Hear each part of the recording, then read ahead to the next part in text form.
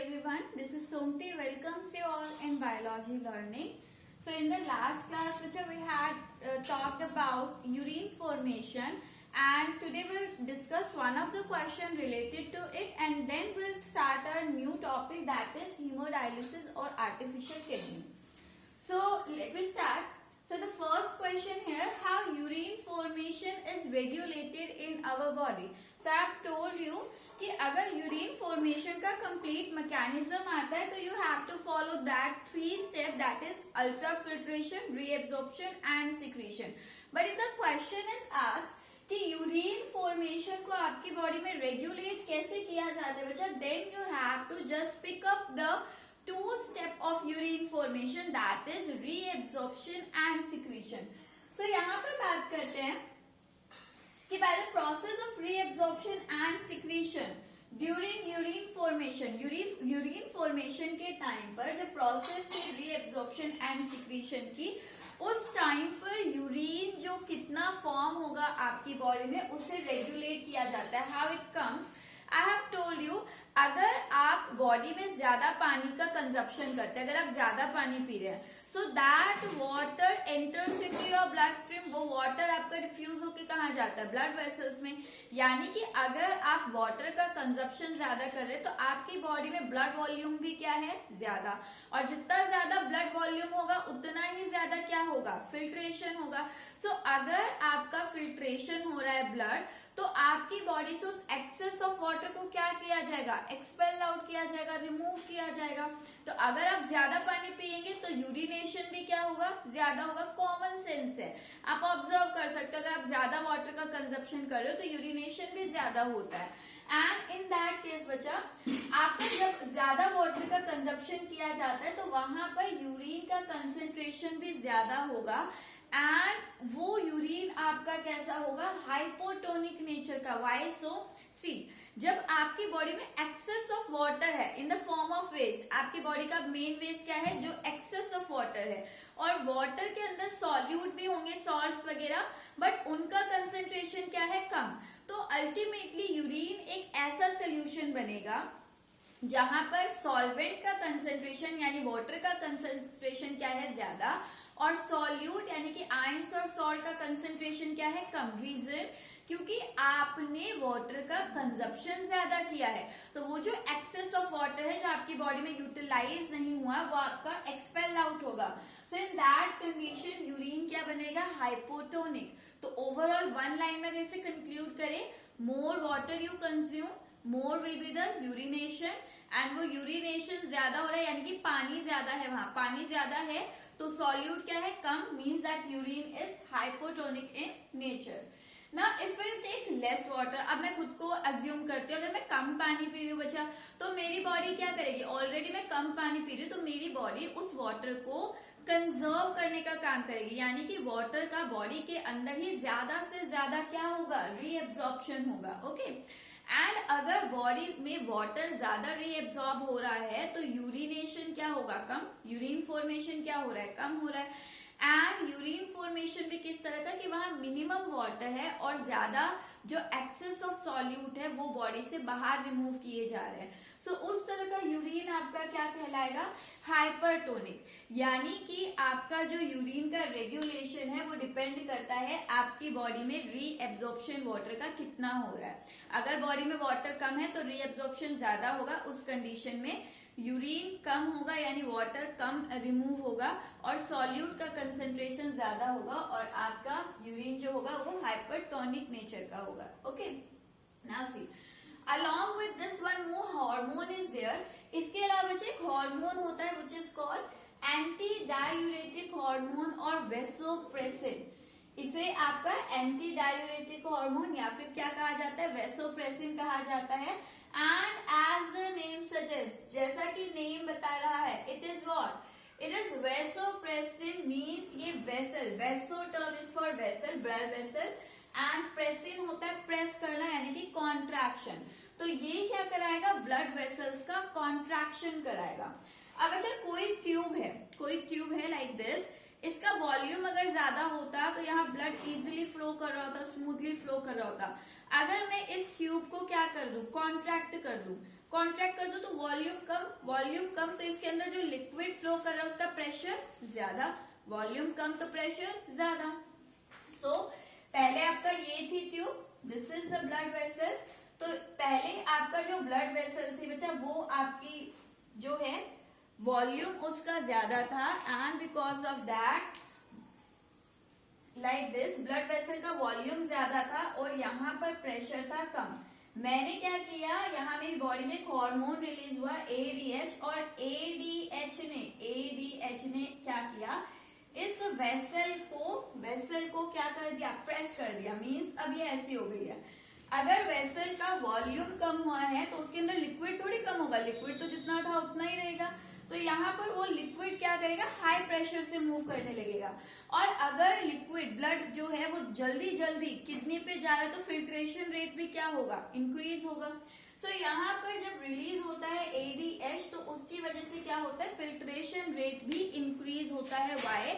Because यहाँ पर ये आपका क्या करता है, वेसल को कॉन्ट्रैक्ट करने का काम, यानी कि वेसल को प्रेस करने का काम कर रहा है, वॉल्यूम रिड्यूस कर रहा है, जिसकी वजह से क्या होगा, प्रेशर एनहांस होगा। Okay, now this is all about this question. Coming to the next point, बच्चा सी, अगर किसी पर्सन की एक किडनी डैमेज होती है, नॉन फंक्शनल हो जाती है, किसी भी वजह से इन्फेक्शन हो गया, कोई डिजीज हो गया, इंजरी हो गई, एंड एक किडनी क्या हो गई, नॉन फंक्शनल हो गई, so you can survive with your one kidney also. तो आपकी वर्किंग एफिशिएंसी थोड़ा कम हो जाएगी कि उसे हैवी लोड वगैरह उठाना जो है अलाउ नहीं होता, बट वो नॉर्मल लाइफ सर्वाइव कर सकता है कि वहां पर आपका नॉर्मल सर्वाइव करेगा with one kidney also. Body के अंदर ब्लड भी प्योरीफाई होगा पर स्लो रेट पर होगा। ओके, लेकिन in case if a person is affected कि उसकी दोनों ही किडनी क्या हो जाए, नॉन फंक्शनल, एक ऐसी कंडीशन जहां पर पर्सन की दोनों किडनी क्या हो गई है, non functional, in that case अब नॉन फंक्शनल होने के रीजन आपके डिफरेंट हो सकते हैं। It may be due to injury, it may be due to some disease और इन्फेक्शन, और it may be due to increase level of hormones also. तो आपकी बॉडी में किडनी की फंक्शनिंग जो है इंजरी, इन्फेक्शन, डिजीज, इसकी वजह से क्या है, रुक सकती है। तो in that case if your both kidneys are not working, then how come, means how inside your body the blood is going to filter out, कि आपकी बॉडी के अंदर ब्लड किस तरह से फिल्टर आउट होगा। So in that case we opt the option of haemodialysis.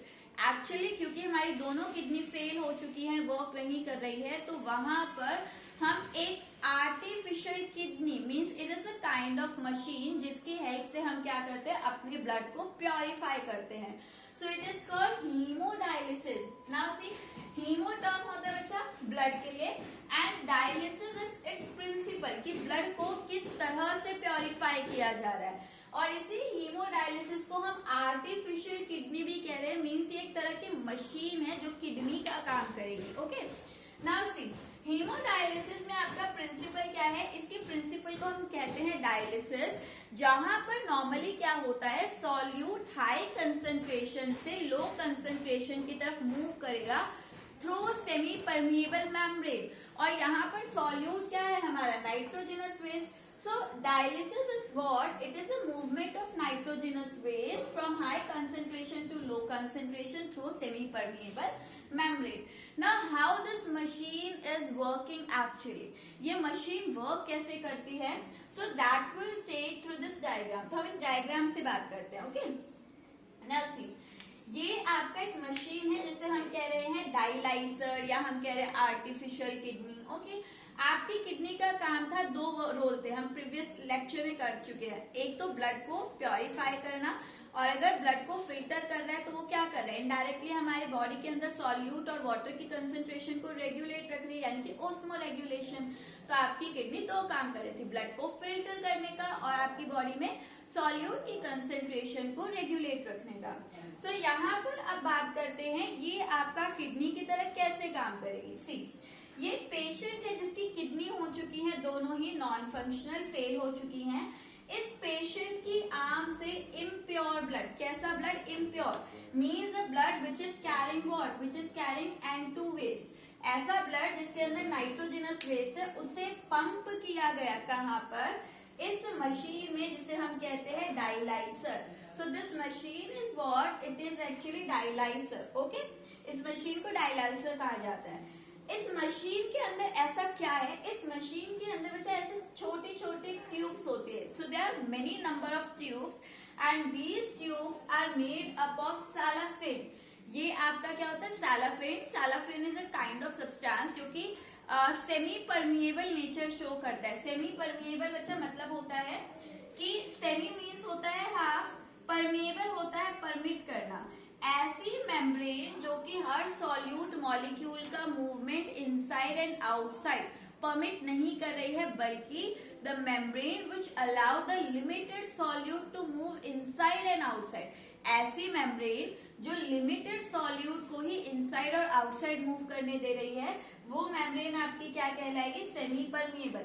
तो ये जो सैलाफिन ट्यूब्स होती है, ये जो छोटी छोटी ट्यूब्स है, ये कैसा नेचर शो करती है, सेमी परमिएबल नेचर शो करती है। Okay, now see, along with this tube, this dialyzer machine having a solution inside it.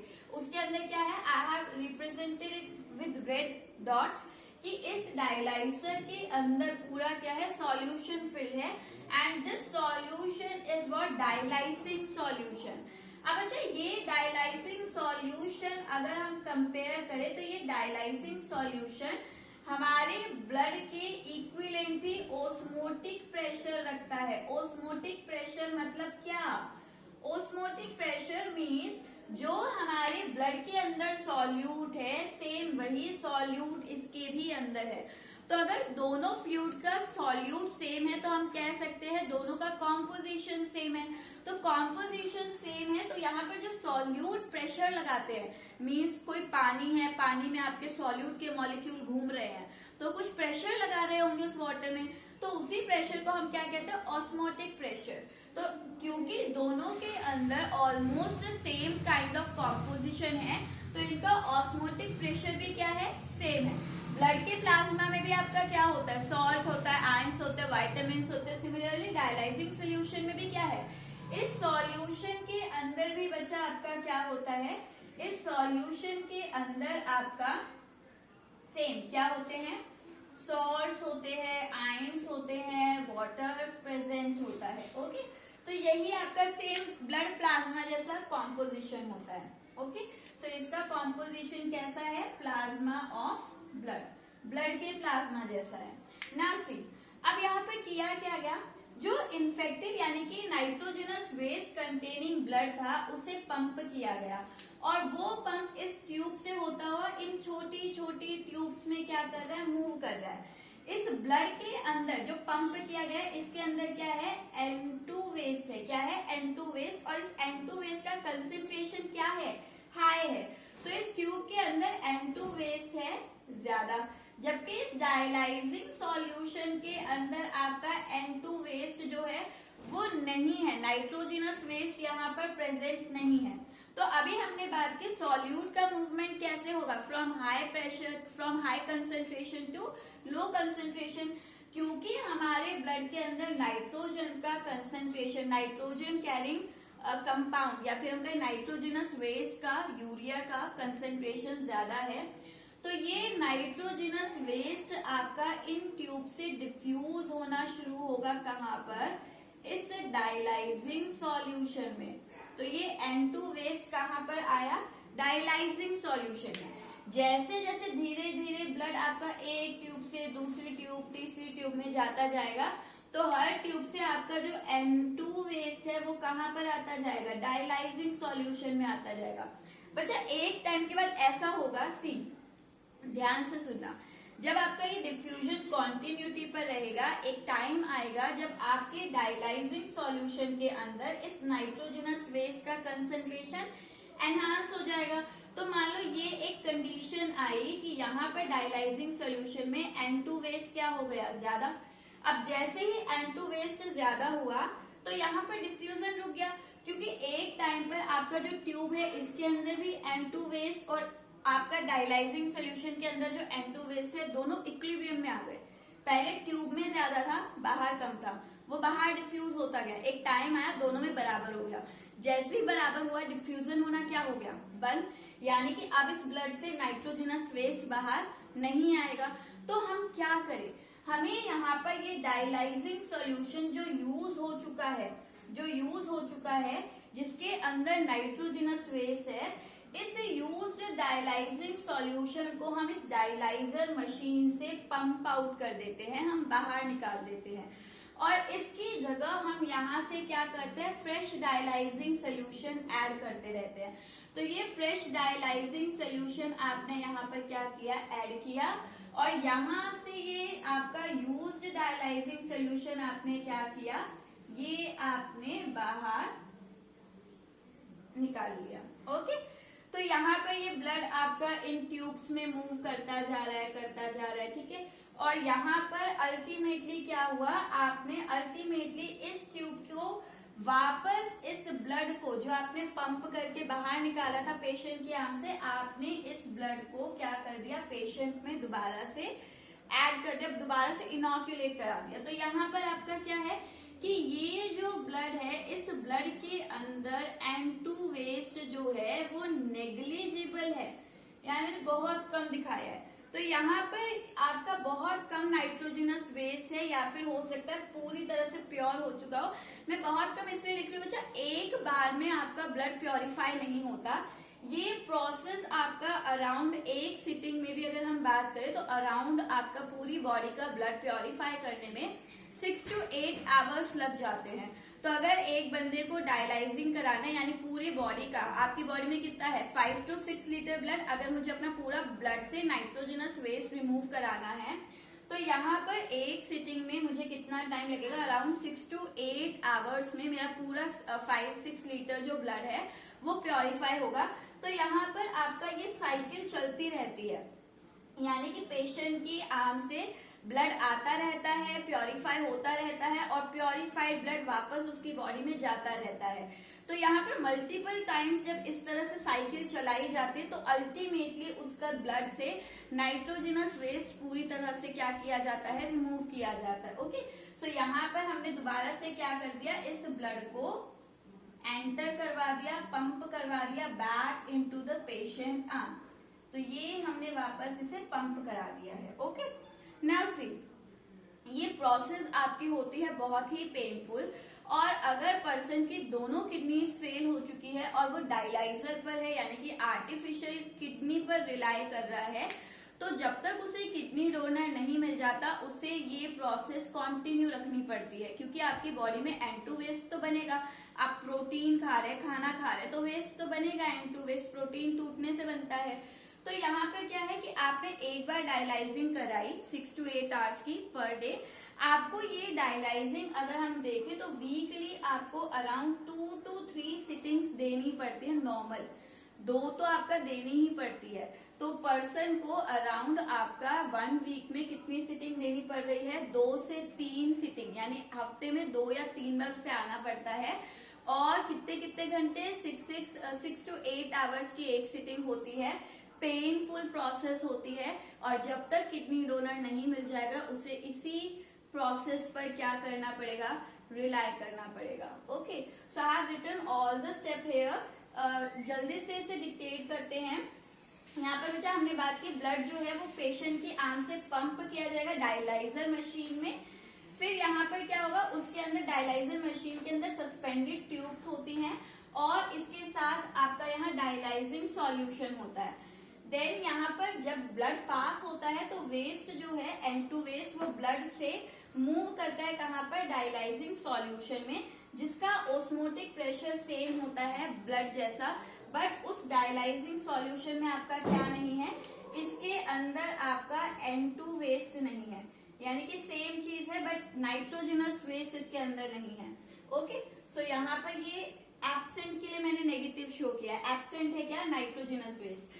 अब ये डायलाइजिंग सॉल्यूशन को आपको चेंज करना पड़ता है टाइमली, ताकि डिफ्यूजन का प्रोसेस होता रहे। वो क्यों करना पड़ता है मैंने समझा दिया, क्योंकि एक टाइम पर जो ब्लड है उसके अंदर नाइट्रोजनस वेस्ट और डायलाइजिंग सोल्यूशन के अंदर जो नाइट्रोजनस वेस्ट है वो इक्विलिब्रियम में आते हैं और उसके बाद आपका डिफ्यूजन का प्रोसेस स्टॉप हो जाता है। तो अगर आपको कॉन्टिन्यूटी पर रखना है तो टाइमली आपको फ्रेश डायलाइजिंग सोल्यूशन ऐड करना पड़ता है और यूज्ड डायलाइजिंग सोल्यूशन आपको पंप आउट करना पड़ता है, इस डायलाइजर मशीन से रिमूव करना पड़ता है। Okay, so this is all about your haemodialysis and artificial kidney. आपका 1 मार्क्स में क्वेश्चन आ जाते हैं, जैसे किडनी का फंक्शन क्या है, तो हमने बात कर ली है किडनी का फंक्शन, ब्लड फिल्टर और ओस्मो रेगुलेशन। देन आपका प्रिंसिपल पूछ लिया जाता है, हीमोडायलिसिस का कंप्लीट मैकेनिज्म पूछ लिया जाता है। सो बच्चा आपको एक कंप्लीट प्रोसेस जो है रीड आउट करनी है। Only the last topic of this chapter is remain, that is excretion in plant, that will do in our next class. Till then, thank you.